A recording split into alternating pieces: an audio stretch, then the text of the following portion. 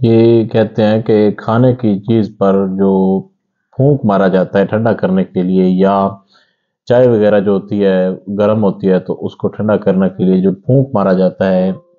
حدیث پاک کے اندر اس سے منع کیا گیا ہے، تو اس کے بارے میں کیا یہ چیز حرام ہو جاتی ہے یا کیا ہو جاتا ہے؟ تو ایک بات یاد رکھیں کہ آقا علیہ الصلوۃ والسلام نے حدیث پاک کے اندر منع ضرور فرمایا ہے پھونک مارنے سے، لیکن ایک بات یاد رکھیں کہ اس سے نہ وہ چیز حرام ہوتی ہے اور نہ ہی کوئی اس کا مسئلہ بنتا ہے، صرف مکروہ ہو جاتی ہے، یعنی کوئی حرام نہیں ہوتی۔ ہمارے یہاں پوچھا یہ گیا تھا کہ کیا وہ پھونک مارنے سے حرام ہو جاتی ہے؟ تو حرام نہیں ہوتی، مکروہ ہو جاتی ہے۔ تو باقی جو دم کیا جاتا ہے دوسری صورت میں کہا گیا تھا کہ اگر پھونک مارنے کی صورت میں اگر مکروہ بھی ہے تو جو دم کیا جاتا ہے پھر اس کی کیا؟ پہلے تو یہ بات ہے کہ دم اور چیز ہے، اس کے ساتھ اس طریقے سے تعلق نہیں جوڑا جا سکتا، کیونکہ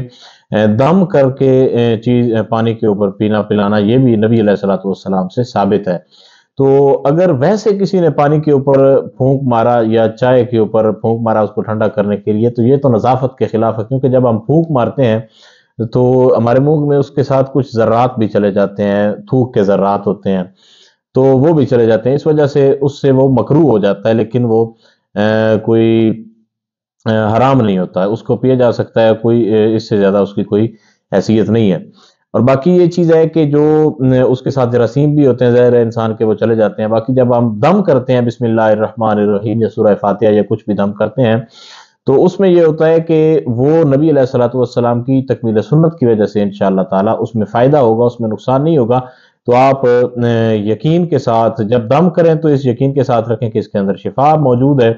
اور جب ویسے پھونک مارا جاتا ہے تو اس کی وجہ ہے، مثال کے طور پر اگر کوئی بندہ جو ہے وہ پانی کے اوپر بسم اللہ الرحمن الرحیم یا سورہ فاتحہ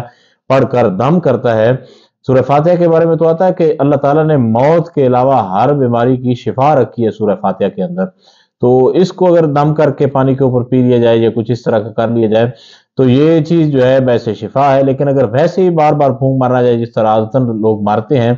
تو یہ جو ہے یہ ناپسندیدہ ہے اور مکروہ ہے، لیکن اس سے چیز جو ہے وہ ناپاک نہیں ہوتی، نہ حرام ہوتی ہے، اس کو کھایا اور پیا جا سکتا ہے۔ اللہ تعالی ہم سب کو سمجھنے کی توفیق عطا فرمائے۔